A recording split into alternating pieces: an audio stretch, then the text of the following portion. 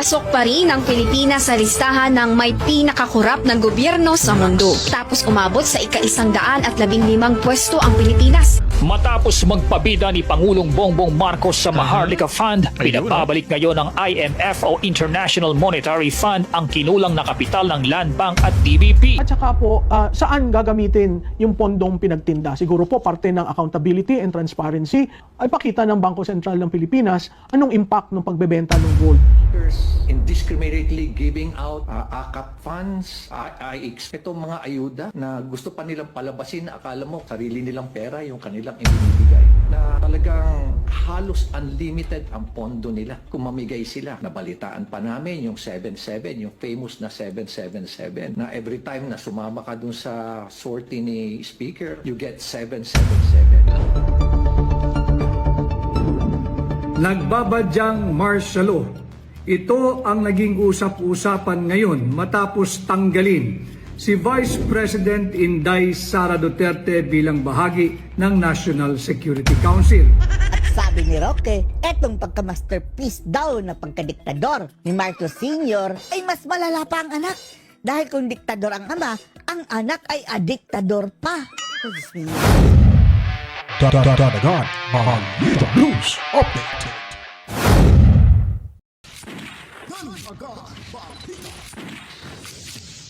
At sa amin, nakapag-harvest na kami, kakatanim lang eh. So, hindi, buti na lang yung timing, hindi yung bago aanin, nakapag-anin na tayo.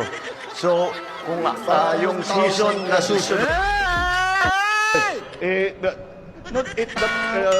okay. It's, there's a, hindi, Hindi po akong bangal.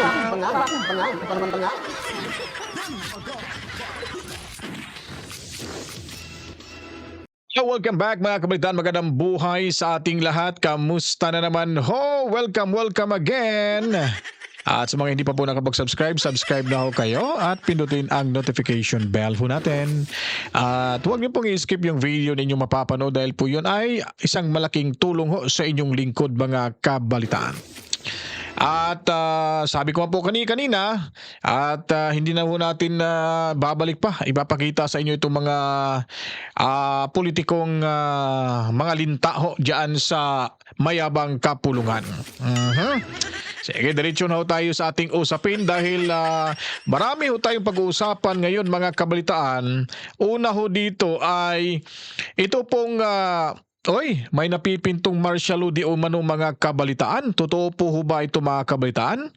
Nako, baka makagaya to sa kanyang ama na bigla na lang matatanggal sa pwesto mga kabalitaan. Kaya po ating aalamin ho ito dahil parang seryosong bagay ho ito mga kabalitaan. Talagang marami hong tataas yung kilay nito ng mga supporter ho ng PBBM mga kabalitaan. At pag-usapan din ho natin itong si Mayor Magalong ay siya mismo saksi kung magkano at gaano kadaming pera ang pinamumudmod ho ang korupsyon daw sa panahon ng sa panahon ito sa administrasyong Bongbong Marcos. Nako naman lumalabas na ho, marami na hong pumupuna mga kabalitaan. At pag-usapan din natin itong gold bars. Sana ho ba itong gold bars ngayon? Hindi po ba? Parang di ba na ibinenta na nila ito? Ni PBBM, baka kasama si Tambaho rito. Ito yung pagtatanong lamang ho kung may partisipasyon ho ba itong si House Speaker mga kabalitaan. And of course, itong Maharlika Funds, lagi ho natin itong binabanggit, 75 billion pesos from Development Bank of the Philippines at Land Bank mga kabalitaan. At sabi nga daw nila, ito, balita to, hindi ho to chismis ang Pilipinas ay pinakakurap, isa sa mga pinakakurap na bansa sa buong mundo, mga kabalitaan. At maya-maya din ho, ating ipapakita sa inyo itong makikita nyo po, itong mamang ito, vlogger din po yan, I-credit natin yan kay Pinoy Sinubayan. Mamaya babanggitin natin na hindi ko na isulat dito. At matindi yung komentaryo no, dito kay PBBM. Talagang kopyang-kopya niya si tatay niya dito, si McCoy. Tingnan niyo, may kasama rin siyang foreigner dito. Ano bang tinitignan nila ito? Palay? Well, maya-maya ho, ipapakita ho natin yan sa inyo at siguro sisimulan na ho natin. Dito ho tayo sa kabila mga kabalitaan. Titignan ho natin tong balitang ito. Wow, may slideshow. May slideshow. May transition na ho tayo ha. Ito'y trial lamang kung maganda ba yung kuha natin sa transition no natin mga kabalitaan. Yung transition, explain ko lang ho sa mga maliliit na video para ho makita ho natin diyan ang buong video kasi minsan kasi maliit lang kaya medyo hindi ako nagagandahan sa video presentation natin pag mga ganitong kuha ng video mga kabalitaan. Alright, so pakinggan natin to. Ang Pilipinas di umano ay naku po. Pinakakurap na taon pa sa panahon pa nito ni Bongbong Marcos mga kabalitaan. Ano po bang ibig sabihin nito? Anyway, pakinggan ho natin ito. Ang balita ho mula sa saan ba itong balitang to? Basta nakita ho natin to sa TikTok mga kabalitaan. Tara, pakinggan ho natin to. Pilipinas pasok sa listahan ng may pinakakorap na gobyerno sa mundo. Narito ang newscoop ni Kim Gomez. Pasok pa rin ang Pilipinas sa listahan ng may pinakakurap na gobyerno sa mundo. Tapos umabot sa ika-115 pwesto ang Pilipinas dahil sa katiwalian na mula sa 180 mga bansa. I saw press con ng presidente saying na inaayos at pinag-aaralan ng budget at ginustify pa kung bakit nagdagdag ng additional 200 billion pesos sa infrastructure. Pero hindi niya binanggit na sa panahon din niya patuloy na lumalaki itong unprogrammed appropriation. Sabi niya kaya lumaki yung infrastructure budget dahil sa mga priority infrastructure. Mr. President, basahin niyo naman yung pinapadala sa inyo sa opisina niyo. Yung mga priority programs niyo nandun sa unprogrammed appropriation. Isang text away lang yung pinsan nyo to tell him na dapat pinaprioritize yung big infra projects. But for the past 3 years, mula 2023, palaki ng palaki ang program appropriation ng gobyerno. Saan ang prioritization doon, no? So, for me, bilang Pangulo ng Bansa, it's very disappointing na nadidinig ko yung Presidente na mali-mali yung datos na sinasabi at mali-mali yung facts na sinasabi about the budget. Marami naman po kayong staff. Pwede nyo silang ikonsulta para bago kayo mag-press con, informed yung mga sinasabi nyo para yung polisiya na ini-implement nyo, tama. Pilipinas pasok sa listahan ng... Saglit lang, pinakalas to. Babasahin na itong may pinakalas na nakasulat to dito. Ito pala. Okay, the most corrupt government in the world and in the Philippine history. And Dr. Cielo Magno, former Undersecretary of the Department of Finance, sabi na dito, kaya nga si BBM ay branded na sa kasinungalingan kasi iba ang sinabi at iba ang tunay na katotohanan mga kabalitaan. Tindi talaga, no? Grabe! Believe ako, talagang kilalang kilala ho yung ating bansa na pinaka-kurap mga kabalitaan. Isa sa pinaka-kurap mga kabalitaan. Ako talagang ikakahiya ho talaga natin to mga kabalitaan, no? Talagang maapektuhan tayo nito kasi yung mga kapitbahay nating bansa talagang sasabihin nila, ano ba kayong mga klase mga Pilipino? Wala naman kayong hiya. Kanta kayo mapagsasabihan mong walang hiya mga kabalitaan. Anyway, diretso tayo, no? Kay Bongbong Marcos, ito yung pinasasauli yata itong Maharlika Funds. 75 billion pesos mga kabalitaan. Nasaan na po ba? Ay nako, sila po yung may lagdaho niyan.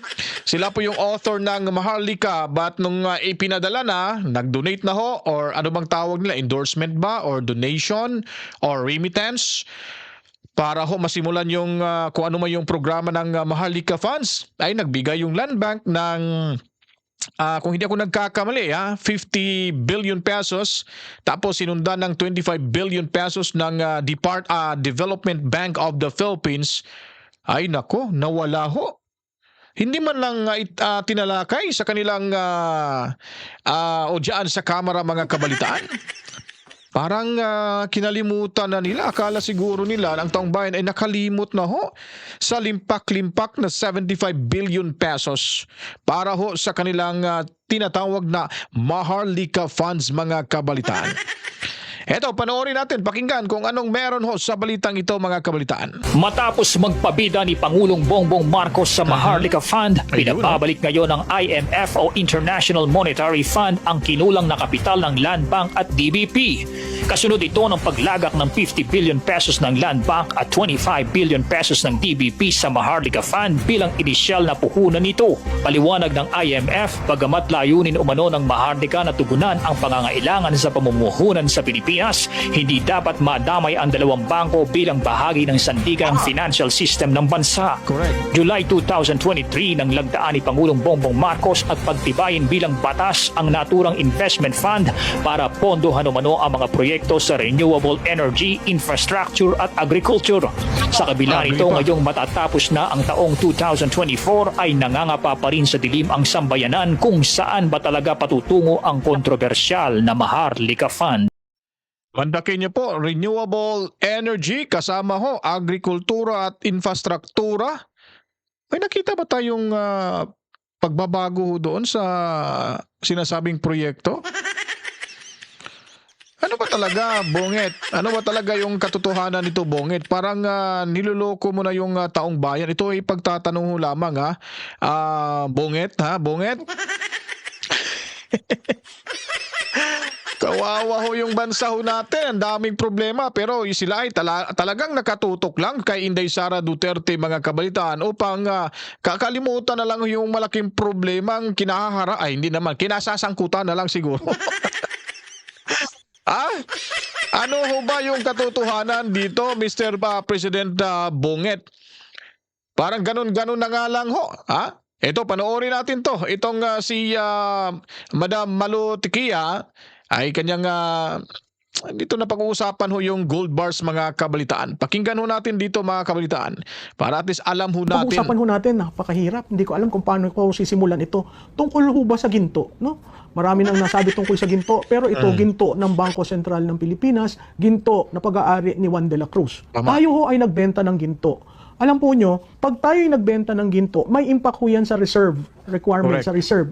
Yung pondo na andyan lang, parang sinasabi, di ba, nakasandal ka sa pader kung meron kang ginto. Bakit ho? Kasi ang ginto, nag-appreciate, mataas ho ang value niyan. Kaya yung pagbenta, hindi dapat biglaan kasi kailangan mong tingnan yung world market. Alam po nyo, pag bumaba ang gold reserve, mas exposed tayo sa risk.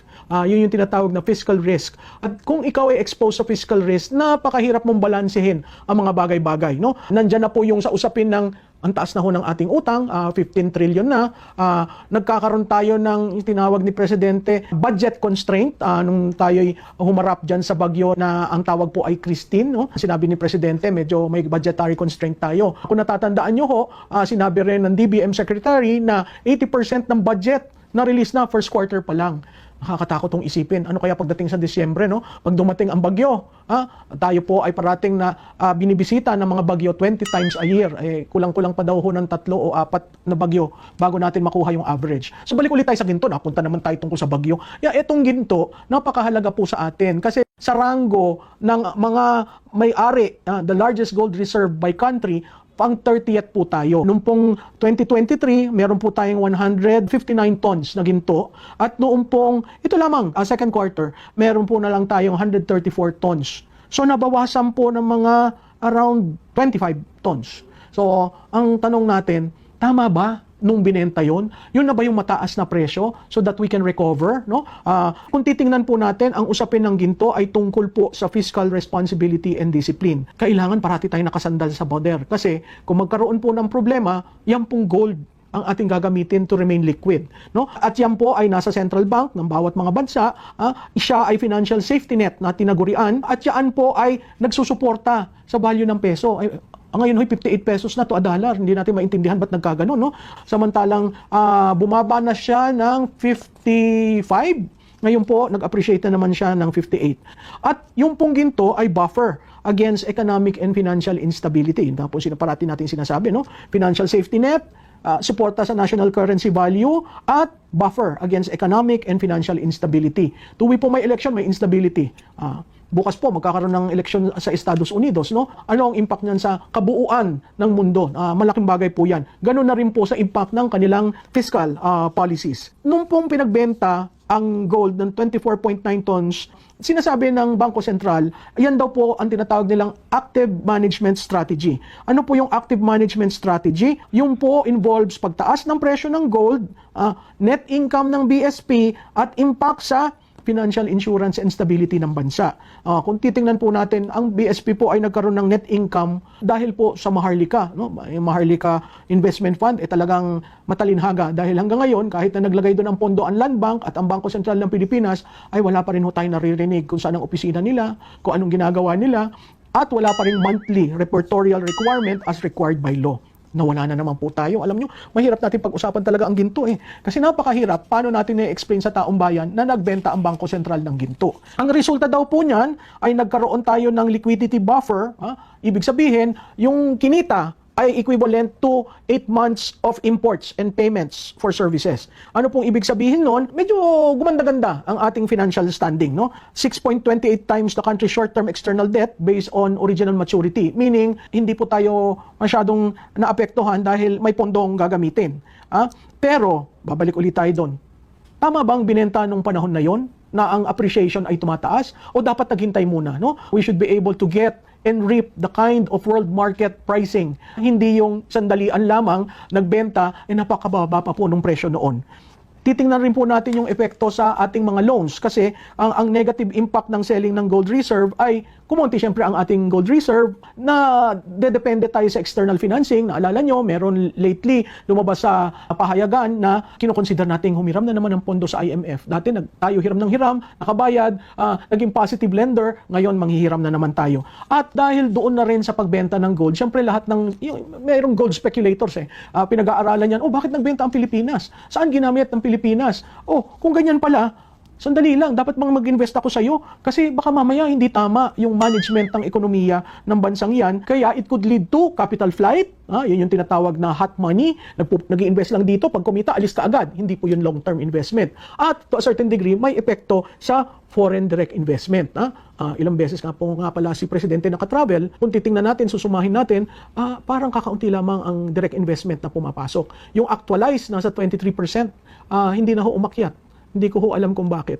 Kaya napakahalaga po na nating malaman kailan pinagtinda, meron po yun, meron resibo, at magkano pinagtinda, yun po ang question mark kasi hindi natin alam at what value were the gold sold, at saka po saan gagamitin yung pondong pinagtinda. Siguro po parte ng accountability and transparency ay pakita ng Bangko Sentral ng Pilipinas anong impact ng pagbebenta ng gold.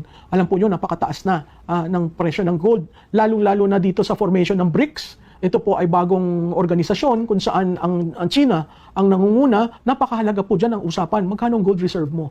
Kasi yung malaming gold mayabang kasi nakasandal ang bansa doon sa gold reserve. Muli po, ito si Malu Tiquia. Maraming salamat sa inyong pagsali sa akin dito sa napakahirap pag-usapan na ginto ng bayan. Like, follow, and share. Yun po si Ma'am Malu Tiquia, mga kabataan. Sablay, saan nga ba ang ginamit ang pera pinagbentahan ng ginto? Nako, ano to? Talagang hindi ho natin maide-deny na talagang isa sa mga nangungunang kurap ang bansang Pilipinas, mga kabalitaan. Mandakin niyo po naman, napakarami hong problema sa ating bansa sa kasalukuyan. Subalit ito ay kanilang ipinagbikit na balikat lamang dahil lagi hong nakatuon ang kanilang atensyon sa ating pangalawang Pangulo dahil ito ay ginagawa nila para hindi maging sagabal sa kanila si Inday Sara Duterte sa kanilang karera sa politika at ambisyon. Kaya ho, nagkaletse-letse na ho yung ating bansa. Nakilala na sa buong mundo na isa sa pinakakorap na bansa. At ngayon ay hindi mabigyan ng solusyon ang mga problema ho nating nakawan sa pera sa gaban ng ating gobyerno, mga kabalitaan, itong ating mga nasa mayabang kapulungan.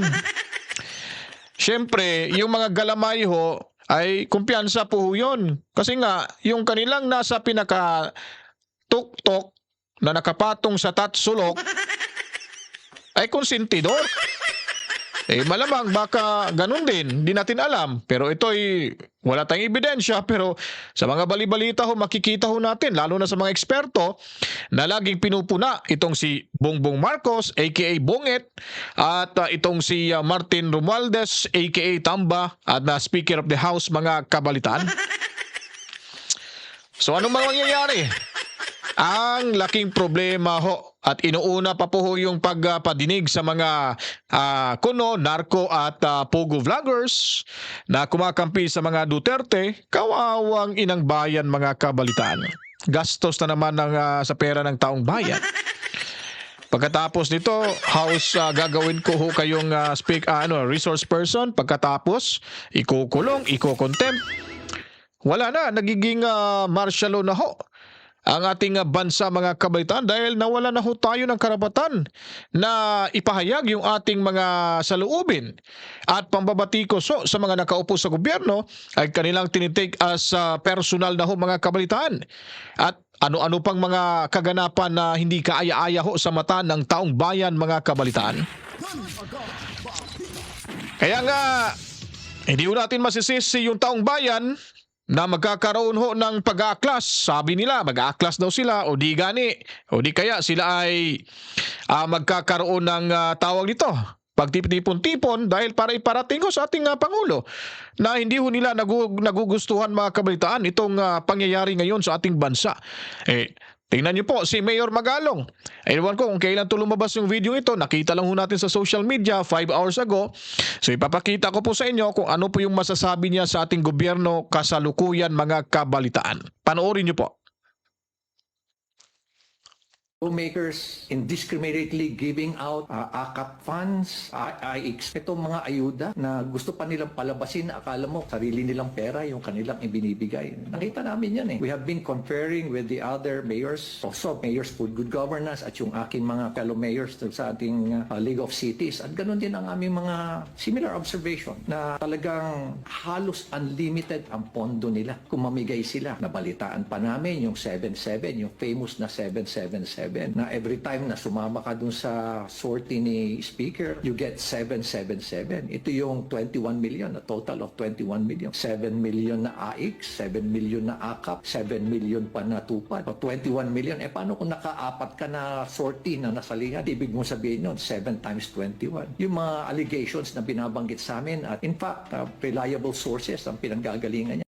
Lawmakers O yun po si Mayor Magalong, mga kabalitaan, sa Baguio City ata to, kung hindi ako nagkamali, di ba?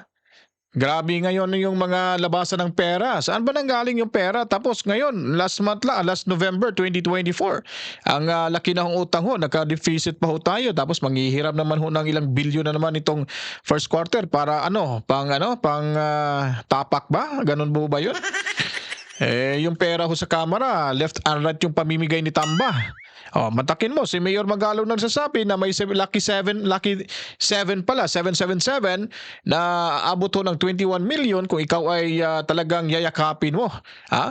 Yayakapin mo, didikit ka, bahala. Kahit anong sabihin nila na isa kang linta ay okay lang kasi may 777, 21 million na matatanggap, mga kabalitaan.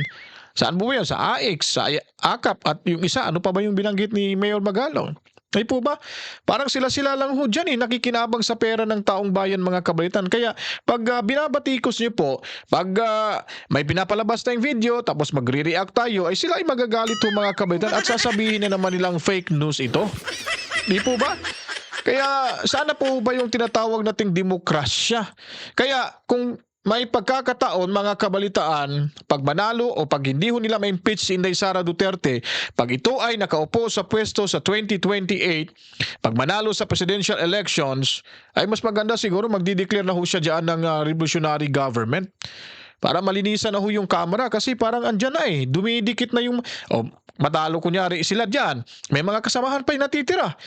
O malamang ay talagang maghahanap na naman yung paraan para dumami sila ho dyan, mga kabalitaan. Kaya kailangan talaga ng revolutionary government kung si Inday Sara makakaupo. Dapat ito ang kanyang gagawin para malinisan na ho yun at matapos na yung korupsyon sa ating bansa sa mga buhayang politiko dyan na nasa mayabang kapulungan, mga kabalitaan. At ngayon naman po ay itong nakakatakot. No, pakinggan ho natin itong si Attorney Vic Rodriguez. Short video lang ho ito. Dahil sinasabi ho dito, mga kabalitaan, na ay parang may mapipintong martial law yatang magaganap. Sana lilinawin ito ni Attorney Vic Rodriguez kasi nga tayong mga reactors ay talagang nakikinig ho tayo sa mga reliable sources natin like sila ho, yung mga nagsasalita. Yung may mga reliable ho yan sila. Hindi ho yan sila mga gaya ni Mema Alicia o Mema Sabi lang na kuno-kuno, text-text kuno, may tumawag sa kanya, mga kabalitaan. Parang ganun ba? Sumisigaw lang na wala sa tono at saka sa walang kakwenta-kwenta. Itong gagawin ni Mema Sabi lang. Di ba? Ito napipinto daw manong martial law. Ewan ko lang kung matutuloy ito. Sige nga, pakinggan natin si Attorney Vic Rodriguez, mga kabalitaan, patungkol ho dito para alam natin. Nagbabadyang martial law. Ito ang naging usap-usapan ngayon matapos tanggalin si Vice President Inday Sara Duterte bilang bahagi ng National Security Council. At bukod kay Vice President Inday Sara Duterte, tinanggal din bilang miyembro ng ating National Security Council ang mga dati nang naging Pangulo tulad ni Joseph Ejercito Estrada, Gloria Macapagal Arroyo at Rodrigo Roa Duterte. Atin pong bantayan ang ating demokrasya, atin pong bantayan ang ating kalayaan. Let us help each other to uphold, protect, and defend our Constitution. Huwag na nating hayaang bumalik muli ang madilim na bahagi ng ating kasaysayan, dala nung PD 1081, yung tinatawag nating deklarasyon ng martial law. Ngayon naman, ang Executive Order 81, kung saan nareorganisa ang National Security Council. Pero ito ay hindi naman siguro to ibig ko sabihin, hindi naman siguro to kumpirmado pa, pero posible ho dahil nga po itinanggal si VP Sara Duterte, si former President Rodrigo Duterte na tinanggal bilang miyembro ho ng National Security Council. So nawala na ho sila sa listahan. Ano bang gustong mangyari? Ipapagurgor siguro to. Kaya malaking usapin ho ito, mga kabalitaan, na parang nangyari na ho sa panahon ni McCoy, kasi yung dati yatang, kung correct me if I'm wrong, kung yung dating vice presidente niya si Lopez, no, pinatatanggal niya din sa ganong sitwasyon. Naniniwala ba kayo sa kasabihan na for every masterpiece, there is a cheap copycat? Gaya-gaya putumaya, ang cheap naman pala. Yan daw po ang tinatahak na landas ngayon ni BBM, mga kababayan, na gaya-gaya sa kanyang ama. At sabi ni Roque, etong pagka-masterpiece daw na pagkadiktador ni Marcos Sr. ay mas malala pa ang anak. Dahil kung diktador ang ama, ang anak ay adiktador pa. Diyos ninyo. Si Roque ang nagsabi ng mga kababayan, ha? At parang history repeats by itself, mga kababayan, ang ginagawa ni BBM dahil alam naman natin na parang yung recipe ng kanyang ama sa pamamahala, mga kababayan, ay tila nire-reenact nila. Pagaya ng litratong ito, pinili talaga, mga kababayan, na kinopya. At ngayon lang, ngayon lamang, mga kababayan, kagaya ng kanyang ama, etong si BBM ay sinundan din yung ginawa ng kanyang tatay dati. Ang pag-alis sa kanyang vice presidente sa National Security Council. Ginawa na rin yan ni Marcos Sr. dati, mga kababayan, noong 1966. Ngayon, mga kababayan, parang deja vu ang nangyari. Ganyan din ang ginawa ni BBM kay VP Inday Sara Duterte. Kaya ang sabi ng ilan, mga kababayan, napapraning na ba itong mga taong ito? Ganun na lang ba ang kanilang pagkabahala dito kay VP Sara? Na inalis talaga, mga kababayan, sa National Security Council katulad ni Marcos Sr. noon? Panoorin po natin, ha? Tinanggal ni Pangulong Bongbong Marcos ang vice-presidente at mga dating Pangulo bilang miyembro ng National Security Council. Hindi lang pala si VP Sara, mga kababayan, kabilang na sina dating Pangulong Digong. Ayaw niya. Oh, na nandoon ito. Actually, mga kababayan, hindi naman sila nagpa-participate doon, mga kababayan na eh.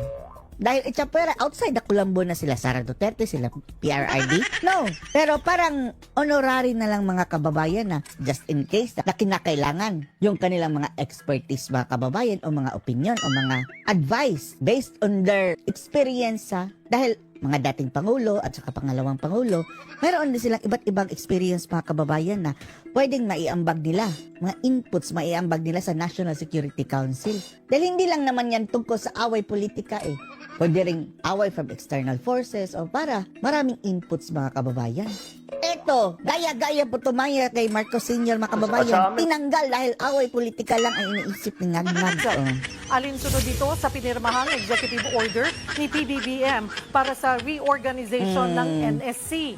Kagaya ng ginawa ng tatay niyang diktador, mga kababayan, kay Lopez. Dati, tinanggal din. Ibig sabihin, hindi na parte ng panel ng NSC sina Vice President Sara Duterte at dating Pangulong Rodrigo Duterte. Dahil kamakailan lang, mga kababayan, sinabi ni Sara Duterte, miyembro pa ako ng National Security Council. O bakit hindi niyo ako pinapasali sa inyong mga meeting? Bakit ako pa tinuturing niyo yung threat? O ayun, tinanggal. Sa palasyo, hindi naman daw naaangkop ang responsibilidad ng NSC sa bise. Council yan eh. Hindi naman nag-iisa lang. Ay, Diyos mio. Sige, sa'yo na. O, sa'yo na, Ngag. Huwag ka nang humingi ng tulong sa iba. Dahil daw ditong panatilihing resilient national security institution ang NSC at para masigurong poprotektahan ng mga miyembro nito ang seguridad at soberanya ng bansa. Comment na tayo dito. Sinasabing resilient daw. Paano, ano bang ginawa hong mali ni Joseph Estrada, ni Gloria Macapagal Arroyo, ni sabihin na lang natin, ayaw nila ni ni Rodrigo Duterte at ni Sara. Ba't nadamay ho yung dalawa? Di po ba? Porket sinusuportahan din nila si Tatay Digong, tatanggalin din bilang miyembro ho ng National Security Council. Naku po, parang may problema tayo dyan, mga kabalitaan. Sino kayang author nito? Sino kayang nakapag-isip nito? Malamang ho, hindi si Bongbong Marcos ang nakapag-isip ho nito. Yung kanyang mga alipores, alam niyo naman ho, di po ba, matagal na ho nating alam na ang nagpapatakbo ng Pilipinas, kung hindi si Tamba, ay si Liza Marcos laang. Yun ang sabi ni Inday Sara Duterte. At makikita naman ho natin sa mga aksyon ho nila na parang minsan hindi natin alam kung nasa focus pa yung ating presidente o parang nababalisa dahil hindi komportable dahil may dumidikta ho sa kanya. Kaya ba't ganon? Nako, baka matuloy ito yung sinasabi ni Attorney Vic Rodriguez na sigurado ho na mangyayari yung tinatawag nilang martial law, People Power 3. Nako, titignan na lang ho natin to, mga kabalitaan. Kung panahon ba ni dating Pangulong Digong, tinanggal ba si Lutang Robredo? Hindi naman. At yes, tama ho, hindi tinanggal si Robredo at in fact si Robredo ay may nagsampahong kaso sa kanya ng may mag-i-impeach sana sa kanya, no? Magsasampa ng impeachment case laban kay Robredo. Pero tinanong ho itong si former President Rodrigo Roa Duterte, Mr. President, susuportahan niyo po ba yung impeachment case laban kay Vice President Leni Robredo? Sabi niya, ay katatapos lang ng eleksyon tapos may impeachment na. Hoy, kayo tapusin niyo na yan. Wag niyo nang ipagpatuloy yan. Tapusin niyo na yung mga bisyo yung ganun. Wag patuloy yan. Nakakasira lang yan sa imahe ng ating bansa. Di po ba? Ganun ho yung utak ni Tatay Digong Duterte. Prangka ho siya. Hindi ho siya, wala hong dumidikta ho sa kanya. May sariling desisyon dahil abogado, piskalya at kung ano-ano pang mga karanasan niya sa buhay bilang politiko, mga kabalitaan. Ngayon, wala sa hulog, mga kabalitaan. Mahirap po. Wala na tayong pag-asa ho dito. Diba? Tinanggal sa National Security Council ang Vice Ayun, Presidente tinanggal. alinsunod sa bagong executive order ni Pangulong Bongbong Marcos. Sabi ng ilan, praning ang dating. Napapaning na daw, mga Yun sa kababayan. Malacanang, hindi akma sa ngayon ang bise sa mga responsibilidad ng konseho. Inalis Ito 'di ba, nag-anunsyo ho siya na huwag ituloy ho yung impeachment complaint case laban kay Sara. At ito yung sinang-ayunan ho ni ng mga iglesia, mga kapatiran nating iglesia, lalo na si kay Eduardo Manalo, ay siya ay nanawagan ho na magkakaroon ng rally ngayong Enero 13 para ho hindi ho magkawatak-watak yung bansa at mapanatili yung kapayapaan ho. So ngayon, gumawa ng paraan yung INC para hindi talaga lalala yung problema ng ating bansa. Ngayon, gumawa naman ho sila ng hakbang na ikakasira na naman ho. Ikawatak-watak na naman ho para sa taong bayan. Para bagang hindi na nila tinitignan yung aksyon ng INC, hindi na nila nire-respeto. Kaya nga gumawa ng hakbang at pumagit na ho ito para hindi magkakaproblema. Ngayon, gagawa naman ho hakbang. Do you think itong mga supporters ni Sara Duterte sa bahagi ng Mindanao ay hindi magagalit ho? Itong mga Moro, itong mga kapatid nating Muslim, ay talagang pang-alipusta na ho ito sa ating pangalawang Pangulo, mga kabalitaan. Yan po ay masakit talaga sa bawat mamamayang Pilipino na naniniwala ho sa ating pangalawang Pangulo, mga kabalitaan. So ano bang gustong ipahiwatig ni Tamba, ni Lisa at ni BBM sa ating bayan? Ito ba'y para talaga sa kapakanan ng mamamayang Pilipino o para sa kanilang pang-interest lamang, mga kabalitaan, para wala na hong sagabal kung sakaling may mangyaring masama ho sa ating Pangulong Pangulo at sa mga Duterte, kung makukulong, wala nang sagabal. Kasi nga plano nga nilang People's Initiative. Hindi nila matuloy-tuloy yun kasi may mga humaharang. Lalo na yung mga Duterte, ayaw ho talaga nila ho yun, PDP laban. Ano bang gagawin ho? Siyempre naghahanap ng paraan para ho makalusot sila sa kanilang mga binabalak na gustong manatiling makaupo at aangkinin na lang yung buong pwesto, buong posisyon sa ating gobyerno, sa mga kasalukuyang nakaupo ho dito sa ating bansa, mga kabalitaan. Di po ba? Halatang halata na ho na punong-puno na ho yung problema sa ating bansa. Saan ba yung bagong Pilipinas?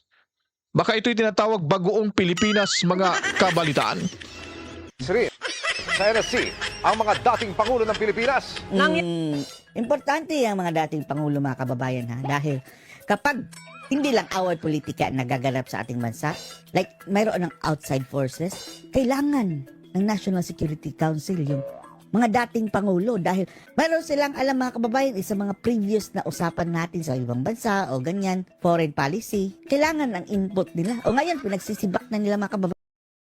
Hindi na nila kailangan yung input, yung mga nalalaman nila, yung mga natutunan ho nila sa panahon na sila ay presidente. Hindi na ho kailangan yan ni BBM kasi marami ho siyang alipuris diyan eh. Siyempre yung ibang mga alipuris diyan nagmamarunong din at madali lang naman kasi ibinua siguro tong si BBM sa mga alipuris niya, lalo na sa pinsan niyang si Tamba, mga kabalitaan. Kasi nagpapabida-bida rin to eh. Kasi nga gusto nga umupo ng bansa. Umupo bilang presidente. Hindi nga sila makakagawa ho ng ganyan kasi nga kahit ngayon pang gagawin ngayon araw na to yung election, ay hindi ho mananalo, mga kabalitaan. Kaya titignan na lang ho natin kung anong mangyayari sa ating bansa sa darating na mga panahon. At yung mga sumusuporta ho sa kay Tamba, titignan natin kung ano ho yung kanilang masasabi.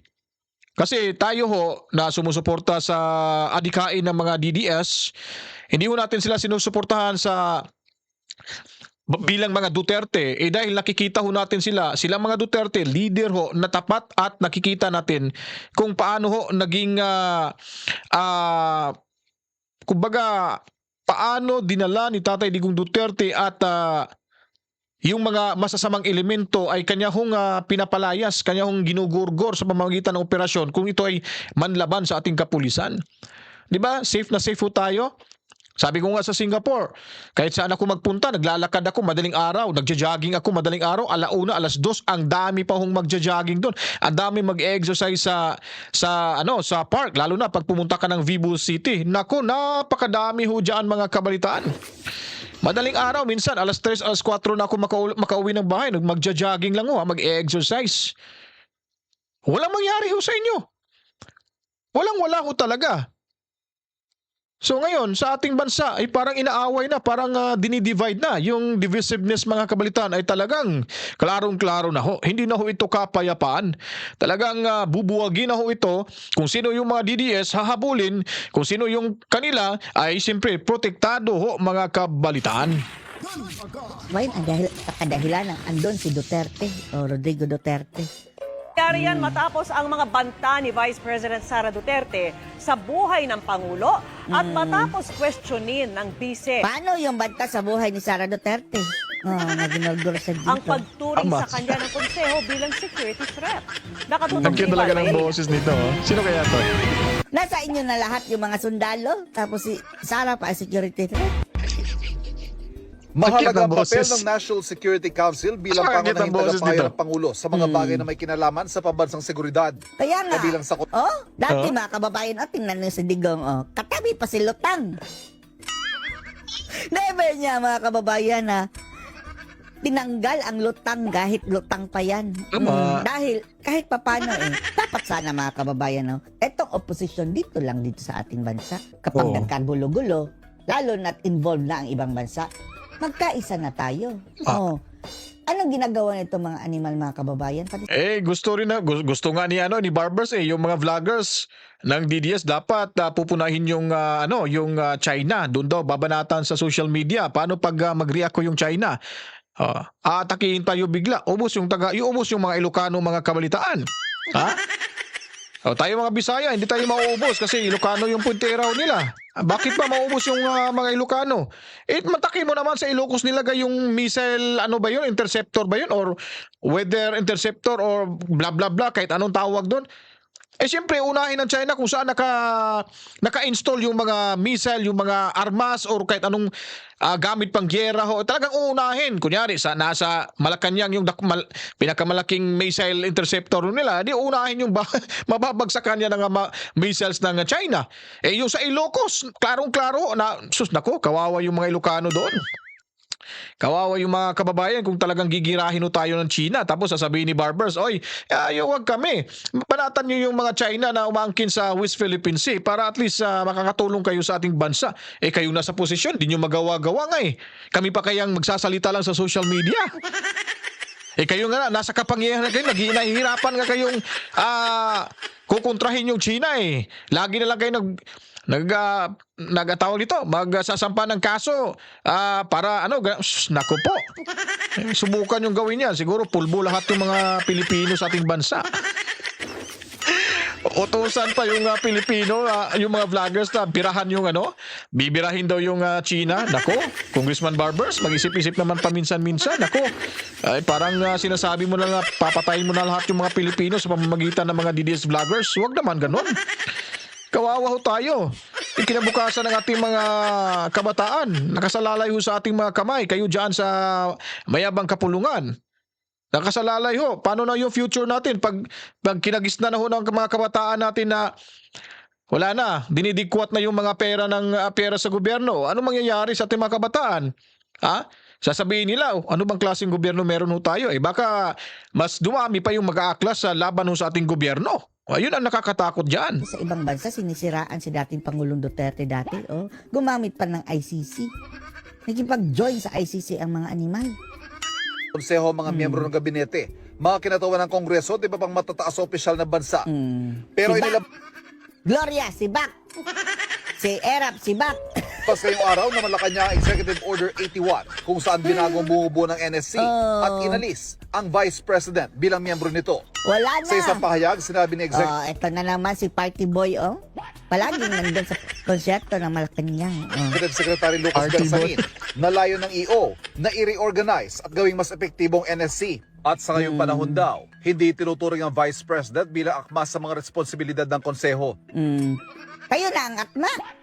Go! Bahala kayo. Mas mabuti na rin yun mga kababayan Dahil kapag uupo na si Sara na presidente, hindi na rin magiging miyembro yan si Ngag-Ngag.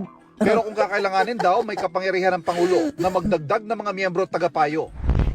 Ang NSC ay binuo noon pang 1950 at base sa pagsusuri Hindi, wither lang yan Pag si Sara nakaupo dyan, o si Baste, o sino ba, si Pulong Duterte, malamang tatanggalin din niya yung mga mga nagpapatanggal kay Inday Sara Duterte. Yun ho talaga ang posibleng mangyari, mga kabalitaan. Ano lang yan eh, weather lang yan eh, kasi nasa pwesto, kaya ganun lamang ho bilis tanggalin, lalo na po kung nakikita na itinik sa kanilang plano ho para sa kanilang pansariling interest. Yun po yung nakakabaho para sa kanila. Ng GMA News Research. Ito ang kauna-unahang pagkakataon na tinanggal ang Vice Presidente sa National Security Council. No! Yeah, si Lopez. How about yung nangyari kay VP Lopez dati. Mayroon pong dokumento niyan, mga kababayan, ha. Now look at this. I-search nyo yan. Executive Order number 13. Dated February 24, 1966. Wala na dyan ang Vice President. Tinanggal. Ang mga pananalita ni Vice President Sara Duterte kamakailan, itinuring ng pamahalaan bilang isang national security issue at active threat sa buhay ng Pangulo. Patayin mo si BBM. Si Lisa. Hindi talaga nila pinapakita, mga kababayan, yung premise ng pagkasabi ni Sara ng ganyan. Araneta at si Martin Gumales. Kinwestiyon din noon ni VP Sara kung bakit ni minsan hindi siya nakatanggap ng imbitasyon. Kaya nga hindi nga nila pinapakita yung premise kasi nga bago ho nasabi ni Inday Sara Duterte yun, mga kabalitaan, ay may nagtanong ho kasi sa kanya. Ito yun, papaliwanag natin para maintindihan ho sa hindi pa nakakapanood ng video yun.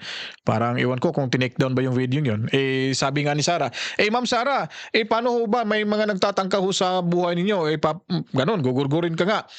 Sabi niya, handa na ho ako. Alam ko naman, matagal ko nang alam yan, at saka handa na rin ako kasi parang ang pagkakasabi niya yata na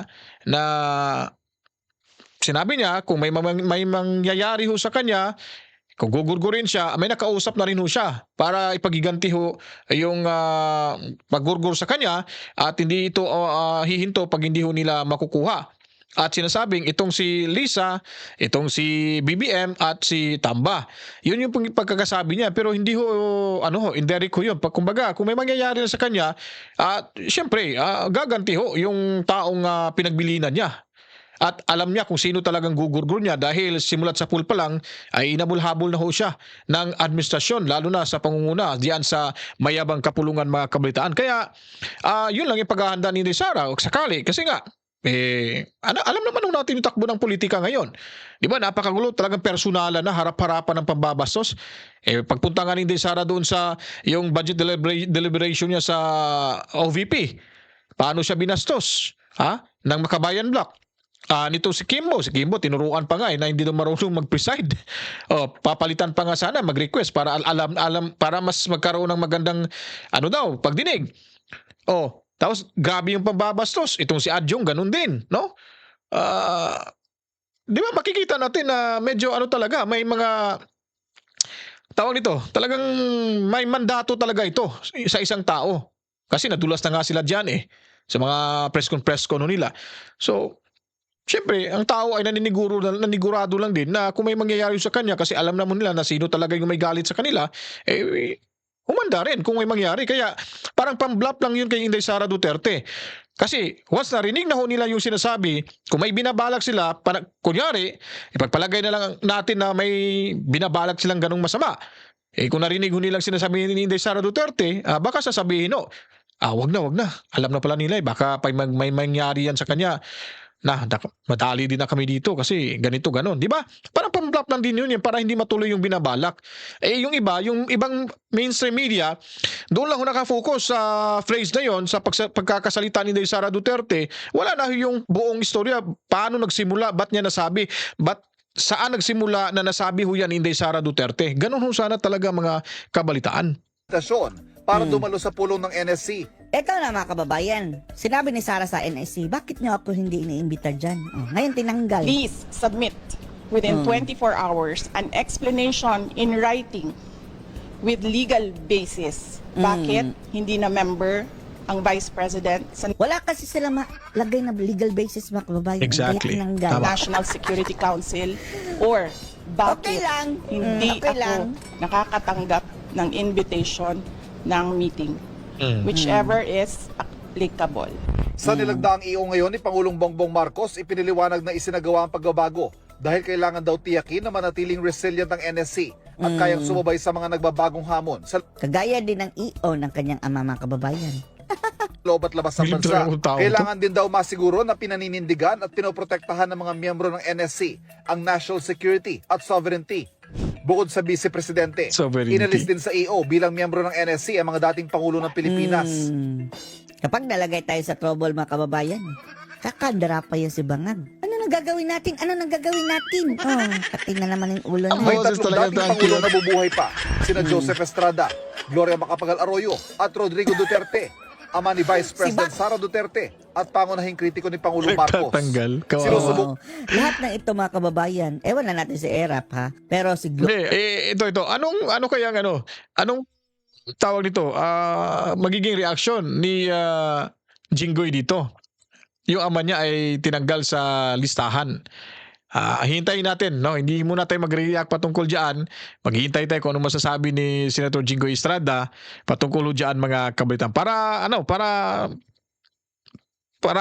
aabangan niyo po kung anong magiging resulta ho nito mga kabalitan. Gloria, si PRD at si Sara magkakampi. Kaya sinibak, malamang si Erap din. Buwan pa ng GMA Integrated News sa makuhang reaksyon ng Vice Presidente at ng mga dating Pangulo ng bansa. Okay lang. Malamang sasabihin na mga kababayan, kainin nyo yan. Pakasalan mo, isaksak mo sa baga mo nga. Para sa GMA Integrated News, Ivan Mayrin na nakatutok, 24. Ano masasabi nyo dito mga kababayan? Na parang Right, so yun po, ang galing nito, no? Ang galing talagang gumawa ng pagbablog nito, no? Parang na-inspire ko sa taong to. Pero at least, no, nakita ho natin kung ano yung mga kabalastugan na ginawa ho ng ating administrasyon ngayon. So maghihintay-hintay lang ho tayo dito kung ano magiging resulta sa kabuuan. At ito yung nakakatakot tong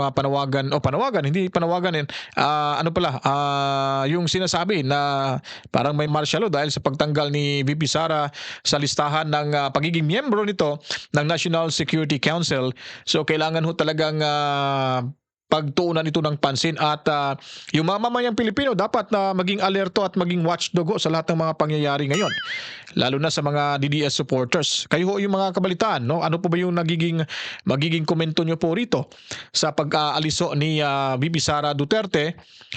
Tinanggal ho ito sa ating administrasyong Bongbong Marcos bilang miyembro dati ng National Security Council at ito ba'y karapat-dapat at kailangan ba talagang tanggalin si Inday Sara? For what man? Ano bang ginawa ni Inday Sara? So mag-comment po kayo sa baba mga kabitaan.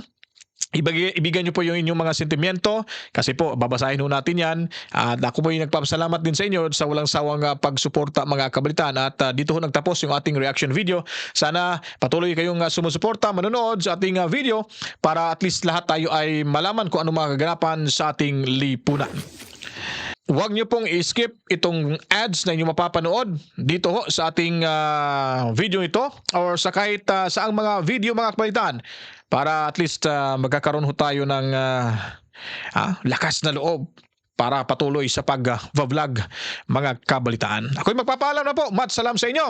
At pasalamat din pala sa mga overseas Filipino workers, Luzon, Visayas, Mindanao, mga Pilipino saan mang lupalop ng ating mundo.